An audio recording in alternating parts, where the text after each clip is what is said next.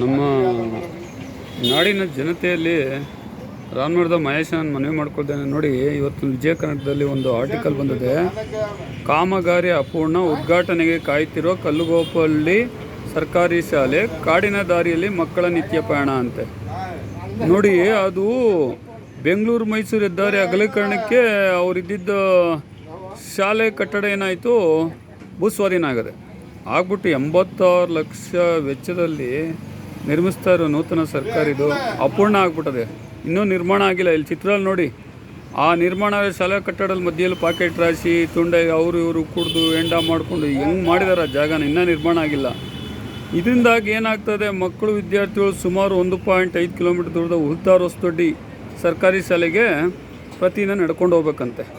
ಅದು ಕಾಡಿನ ದಾರಿಯಲ್ಲಿ ಆತಂಕವಾಗಿ ಹೋಗೋದು. ಕೆಲವು ಮಕ್ಕಳನ್ನ ಬೈಕಲ್ಲಿ ಕರ್ಕೊಂಡು ಹೋಗ್ತಾರೆ, ಚಿರತೆಗಳು ಅಲ್ಲಲ್ಲಿ ಬರ್ತಾವಂತೆ. ಏನಾಗ್ತದೆ, ಮಕ್ಕಳು ಇವಾಗ ಕಲಿಯೋದಿರಲಿ, ಅವ್ರು ದಿನನಿತ್ಯ ಭಯದಿಂದನೇ ಸ್ಕೂಲಿಗೆ ಹೋಗಿ ಬರೋದಾಗ್ಬಿಟ್ಟದೆ.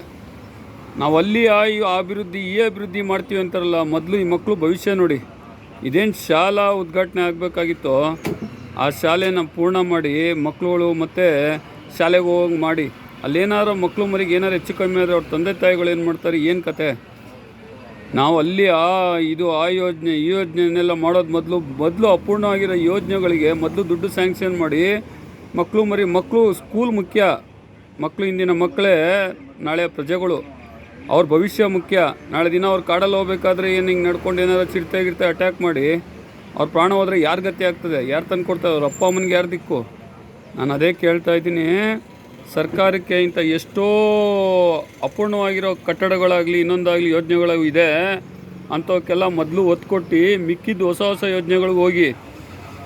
ಮೊದಲು ಇದು ನೋಡಿ, ನಿನ್ನೆ ತಮಿಳ್ನಾಡಲ್ಲಿ ನೂತನ ಮುಖ್ಯಮಂತ್ರಿ ವಿಜಯ್ ಅವರು 25 ಲಕ್ಷ ಪ್ರತಿಯೊಬ್ಬರಿಗೂ ಇದರಲ್ಲಿ ಕೊಡ್ತಾರೆ. ಯಾವ ಉಚಿತ ಚಿಕಿತ್ಸೆಗೆ, ಯಾವುದು ಆರೋಗ್ಯಕ್ಕೆ.